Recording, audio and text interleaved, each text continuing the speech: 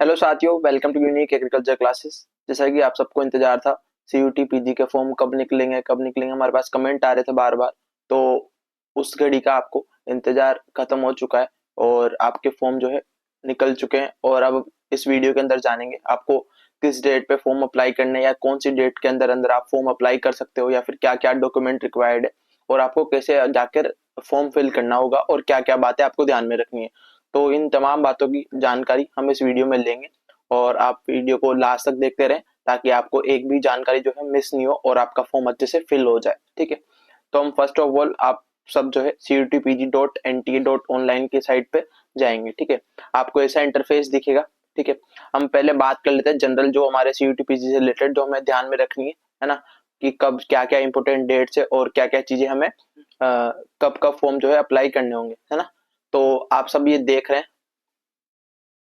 आप ऐसा देख रहे हैं कि important information and dates at a glance. ठीक है, तो अगर हम बात करें इंपॉर्टेंट डेट्स की तो आपके जो ऑनलाइन फॉर्म है या सबमिशन के जो फॉर्म है आपके 2 जनवरी से 1 फरवरी के बीच में रहने वाले हैं। ठीक है, और उसके बाद आप जो है लास्ट ट्रांजिशन जो आपका एग्जामिनेशन फीस है जो आपके फॉर्म की सबमिट आप कर सकते हो 2 फेब तक। ठीक है, उसके बाद अगर आपके इन केस कोई भी फॉर्म में एप्लीकेशन में करेक्शन आपको करना है ना, तो आप जो है 3 से 5 तारीख का आपको टाइम दिया जाएगा। आप उसके बीच जो है आपके कोई भी फॉर्म में इनकरेक्टनेस या फिर आपको कुछ गलती देखने को मिलती है तो आप उसको करेक्ट कर सकते हो। उसके बाद आपको जो है फर्स्ट वीक ऑफ मार्च में आपका सिटी इंटीमेशन आ जाएगा। ठीक है, आपका पेपर कहाँ पे होगा या फिर आपको पहले बता दिया जाएगा ताकि आप जो है फुल मेंटली प्रिपेयर रहें कि आपका कहाँ पे सेंटर आने वाला है। देन उसके बाद आपको 3 से 4 दिन बाद जो है एग्जामिनेशन से 3-4 दिन पहले सॉरी आपको एग्जामिनेशन के 3-4 दिन पहले एडमिट कार्ड आपको डाउनलोड के लिए वेबसाइट पर शो हो जाएगा। देन उसके बाद एग्जामिनेशन डेट इन्होंने दी है अभी, है ना, 13 से 31 के बीच में, मतलब आपका कभी भी हो सकता है। तो पिछले बार भी यही था, है ना। लगभग एग्रीकल्चर साइंसेज की मैं बात करूँ आपको 21 को जो है पेपर हुआ था। ठीक है, उसके बाद आपको आंसर की चैलेंजिंग के लिए आपको अभी कोई डेट नहीं दी गई है। और अगर हम बात करें ड्यूरेशन ऑफ एग्जामिनेशन, आप सबको पता है कि पिछली बार भी क्या था, 1.5 घंटे थे। ठीक है, उसके बाद अगर हम मिनट में बात करें तो 90 मिनट्स आपके रहने वाले हैं। और क्वेश्चंस की बात करें तो मैंने आपको काफी बार बता रखा है 75 क्वेश्चंस आपके रहने वाले हैं। तो इस तरीके से आपका ये इंपॉर्टेंट डेट्स और कुछ जानकारी थी वो मैंने आपको दे दी। उसके बाद अगर हम बात करें ये सब बातें जो है हम आगे बात करेंगे। पहले हम मेन मुद्दे पर चलते हैं कि आपका जो फॉर्म है वो आपको कैसे फिल करना होगा। ठीक है,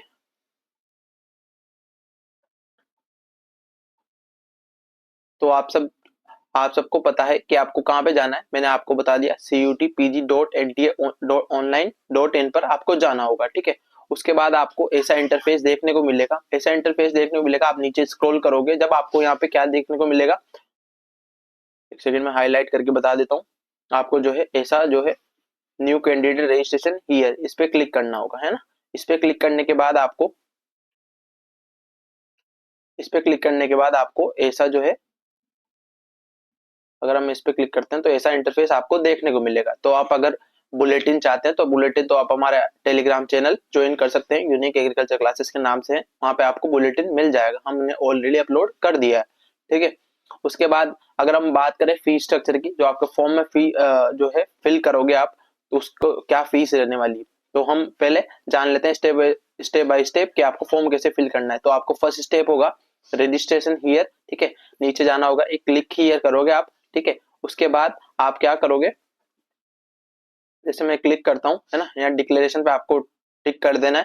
देन उसके बाद क्लिक हियर टू प्रोसीड करना है। ठीक है, उसके बाद आपको ऐसा इंटरफेस देखने को मिलेगा। तो आपके पास आधार नंबर है और आप उससे लॉगिन कर सकते हैं, है ना। तो आप इसको जो है क्लिक कर दें तो आपका पूरी डिटेल जो है वहां पे आधार पे जितनी भी ऑथेंटिकेशन है वो कर लेगा और वहां पे आपको फिल हो जाएगी। ठीक है, जैसे मैं यहाँ पे क्लिक करता हूँ, मेरा आधार नंबर डालूंगा यहाँ पे। ठीक है, यहाँ पे आधार नंबर डालने के बाद मैं जनरेट ओटीपी करूंगा, दो हमारी सारी डिटेल है आधार पे जितनी भी अपलोड है आपकी वो सारी वहां पे आ जाएगी। उसके बाद देन नेक्स्ट बात करते हैं हम, हमारे पास और प्रोसीजर्स क्या रहेंगे ना। इसके बाद जैसे आप आधार अपलोड कर दोगे तो आपको रजिस्ट्रेशन फॉर्म जो है खुल के सामने आएगा। ठीक है, फर्स्ट स्टेप आपकी। उसके बाद फर्स्ट स्टेप आपका क्या होगा, आपने रजिस्ट्रेशन उसमें सारा जो है आधार के थ्रू वैसे तो वो पिकअप कर लेगा। देन उसके बाद आपको कुछ भी अगर असेंशियल या फिर और भी जो है डिटेल मांगेगा वो आप फिल कर देंगे, ठीक है। उसके बाद आपको मेल पे जो भी आप मेल डालेंगे या फिर आपको फोन पे भी आ जाएगा, है ना। आपको पासवर्ड क्रिएट कर लेना है और एप्लीकेशन नंबर और पासवर्ड आपको मिल जाएंगे, ठीक है, मैसेज के थ्रू। उसके बाद आपको वापस लॉगिन करना होगा। देन उसके बाद आपको एप्लीकेशन फॉर्म फिल करना होगा, जिसमें उसमें डिटेल मांगेगा, जैसे पर्सनल डिटेल मांगेगा, आपको किस पेपर के लिए अप्लाई करना है वो मांगेगा, ठीक है। उसके बाद आपको एजुकेशनल क्वालिफिकेशन आपकी मांगेगा। उसके बाद इमेजेस और डॉक्यूमेंट फॉर्म जो है आपको वहाँ पे जो भी रिक्वायरमेंट, जैसे हमारे 10th 12th और सिग्नेचर फोटो वगैरह ये सब आपको मांगेंगे, तो आपको अपलोड करना होगा। अगर हम अपलोड की बात करें तो ये साइज दे रखी है, कौन सा डॉक्यूमेंट की कौन सी साइज रहने वाली है। जैसे मैं बात करूं फोटोग्राफ के लिए, 10 KB टू 200 KB आपका यहाँ पे साइज रहने वाली है, तो आप जो है ये साइज देख लेना, ठीक है। उसके बाद हम चलते हैं नीचे। आप सारे जो है फोटोग्राफ्स वगैरह सारी सही डालेंगे, ताकि आपको आगे जाके एडमिट कार्ड डाउनलोड करने में दिक्कत ना आए। अगर आप वो गलत डालते हैं तो आपको आगे दिक्कत आ सकती है, तो आप एक बार इंश्योर कर ले कि आपने सही चीजें डाली है। उसके बाद आपको थर्ड स्टेप होने वाला है कि आपको क्या करना होगा, आपका जो फी पेमेंट है वो करना होगा। फी पेमेंट आप चाहे आप घर पे फॉर्म भर रहे हो या फिर कोई भी कंप्यूटर सेंटर पे जाके आप फॉर्म भर रहे हो, ठीक है, तो आपको ऑनलाइन ही फॉर्म भरना होगा। तो नेट बैंकिंग से आप कर सकते हो, डेबिट कार्ड से कर सकते हो, और क्रेडिट कार्ड या यूपीआई से, आप किसी भी मोड ऑफ आपके फी पेमेंट से कर सकते हो फी पेमेंट, ठीक है।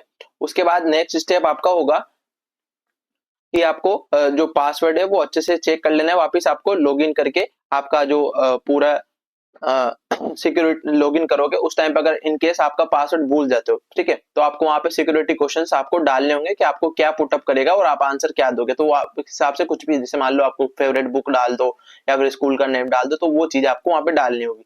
देन उसके बाद आपका जो पासवर्ड है, अगर आप रिसेट करोगे तो पासवर्ड आपका क्या रहना चाहिए, 8 से 13 कैरेक्टर्स के बीच में होना चाहिए, ठीक है।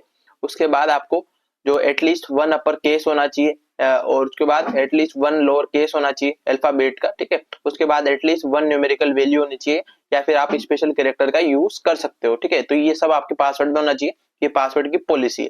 देन उसके बाद बात करते हैं कि आपको ये सब जो है, जब आप ये सब डिटेल फिल कर लोगे तो आपको एक कंफर्मेशन पेज करके एक डेस्कटॉप ओपन होगी, है ना, कंफर्मेशन पेज की डेस्कटॉप ओपन होगी। देन उसके बाद आपको उसमें सारी डिटेल जो है वन बाय वन चेक करती रहनी है, ठीक है। पूरी चेक करने के बाद आपको finally submit by the candidates लिखा हुआ आएगा, है ना, टिक करके सबमिट बाय द कैंडिडेट्स आएगा, तो उस पर क्लिक करके आप पूरा फॉर्म जो है सबमिट कर सकते हैं। देन उसके बाद आपको डाउनलोड का ऑप्शन आ जाएगा। जब आपके जो पोर्टल बन जाएगा आपका खुद का सीयूटी का, तो उस पे आपको डाउनलोड फॉर्म का ऑप्शन आ जाएगा, तो वहां से आप डाउनलोड कर लोगे। तो ये मोटी मोटी आपकी जानकारी होगी आपको फॉर्म कैसे फिल करना है।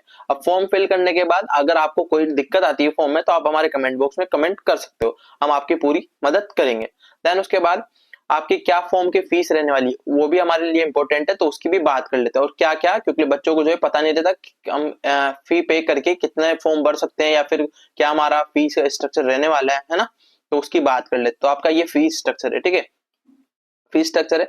अगर मैं कैटेगरी वाइज बात करूं तो फर्स्ट बात करते हैं हम जनरल की। तो यहाँ पे इंडियन कैंडिडेट्स के लिए फीस दे रखी है, ठीक है। तो application fees for up to the 2 paper test, मतलब आपका जो, अगर आप 2 पेपर देते हैं, है ना, इन केस आप जैसे मान लो एग्रीकल्चर साइंसेस का मैं मानता हूँ, अगर मान लो बीएससी आपने कर रखी है, बीएससी एग्रीकल्चर, तो आप क्या करोगे, एक तो एग्रीकल्चर साइंसेस के लिए जो पीजी का कोर्सेज होते हैं उसके लिए आप फॉर्म भरोगे। दूसरा ऑप्शन है आपके लिए, या तो आप हॉर्टिकल्चर स्पेसिफिक जो होता है उसके लिए अप्लाई कर सकते हो।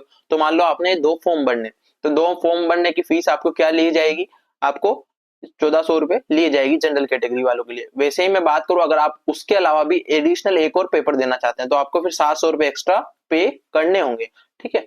उसके बाद ओबीसी कैंडिडेट्स के लिए, ओबीसी या जनरल ईडब्ल्यूएस के लिए 1200 रुपए और एडिशनल के लिए 600 रुपए। उसी तरीके से एससी एसटी और थर्ड जेंडर के लिए 1100 रुपए और एडिशनल के लिए 600 रुपए। देन उसके बाद पीडब्ल्यूडी कैंडिडेट्स के लिए 1000 रुपए और 600 रुपए एडिशनल के लिए। तो इस तरीके से इंडियन की फीस रहने वाली है। अगर हम आउटसाइड द इंडिया की बात करें तो आपको 2 पेपर के लिए कितने पे करने होंगे, 7000। तो काफी ज्यादा फीस है। जैसे मैं नेपाल की बात करूं या फिर बांग्लादेश की, जो ये आसपास के अपने फॉरेन कंट्रीज है, तो उसमें आपको ये इतने सारे पे करने होंगे ना, अगर आप इंडिया से बाहर के हो तो, ठीक है। उसका एडिशनल के लिए 3500 रुपए। तो इस प्रकार से आपकी फीस रहने वाली, तो आप किसी भी मोड से ये पेमेंट कर सकते हो। तो अगर आपको इसके रिलेटेड कोई जानकारी चाहिए हो तो आप हमारे कमेंट बॉक्स में बेनिश्चिंत होके आप जो है कमेंट कर सकते हो। देन उसके बाद हम बात करते हैं कुछ जनरल, है ना, हमने बता दिया रजिस्ट्रेशन कैसे करना है और पूरा डिटेल क्या है ना। उसके बाद अगर हम कुछ और बात करें कि जैसे कि आपको कौन सा कोड जो है अप्लाई करना होगा, है ना, एग्जामिनेशन कोड आपके कोर्स के अकॉर्डिंग कौन सा अप्लाई करना होगा। जैसे मैं मान लो ये दे रखा है आपको list of question paper course या कोर्सेज, ठीक है। उसके बाद आपको जैसे मान लो आप हो एबीएम से एग्जाम देना चाहते हो, तो आप कौन सा कोड अप्लाई करोगे, आप करोगे COQP01, ठीक है। तो इस तरीके से ये पूरी लिस्ट दे रखी है कौन सा कोड आप कौन से कोर्स के लिए आप भर सकते हो, ठीक है।